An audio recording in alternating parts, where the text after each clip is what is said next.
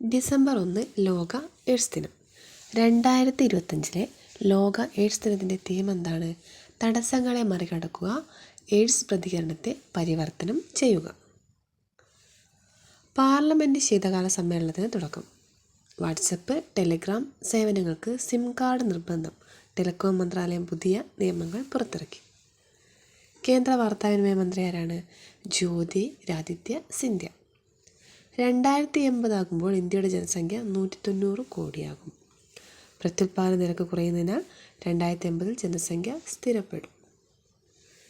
കേരള രാജ്യാന്തര ചലച്ചിത്രമേള spirit of cinema award നേടിയത് Kelly Five Marshal. Kelly Five മാർഷലാണ് കേരള രാജ്യാന്തര ചലച്ചിത്രമേളയിലെ സ്പിരിറ്റ് ഓഫ് സിനിമ അവാർഡ് നേടിയത്. Kelly Five marshal.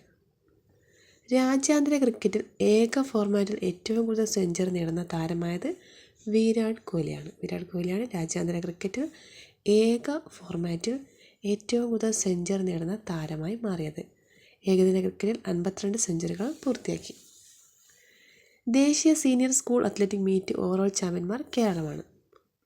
ഇലക്ട്രിക് വാഹനങ്ങളുടെ GST നിരക്ക് എത്രയാണ്? 14%. 14%ആണ് ഇലക്ട്രിക് വാഹനങ്ങളുടെ GST നിരക്ക്. ഹോൺബിൽ ഫെസ്റ്റിവൽ ആഘോഷിക്കുന്ന സംസ്ഥാനം നാഗാലാൻഡ്. 2025 പങ്കാളിത്ത സംസ്ഥാനം അരുണാചൽ പ്രദേശ്. 2025 പങ്കാളിത്ത സംസ്ഥാനമാണ് അരുണാചൽ പ്രദേശ്, പാർട്ട്ണർ സ്റ്റേറ്റ്. ഭൂമിശാസ്ത്ര സൂചിക അതായത് J-ടാഗ് ലഭിച്ചത് പശ്ചിമ ബംഗാളിലെ ഡാർജിലിംഗിൽ വളരുന്ന മാൻഡരിൻ ഓറഞ്ചിനാണ് J-ടാഗ് ലഭിച്ചത്.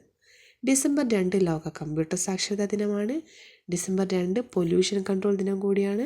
ഡിസംബർ 3 ഭിന്നശേഷി ദിനം. ഡിസംബർ 2 ലോക കമ്പ്യൂട്ടർ സാക്ഷരതാ ദിനവും പൊല്യൂഷൻ കൺട്രോൾ ദിനവും. ഡിസംബർ 3 ഭിന്നശേഷി ദിനവും. റഷ്യൻ പ്രസിഡന്റാണ് വ്ളാഡിമിർ പുടിൻ. അദ്ദേഹം ഇന്ത്യ സന്ദർശിച്ചു.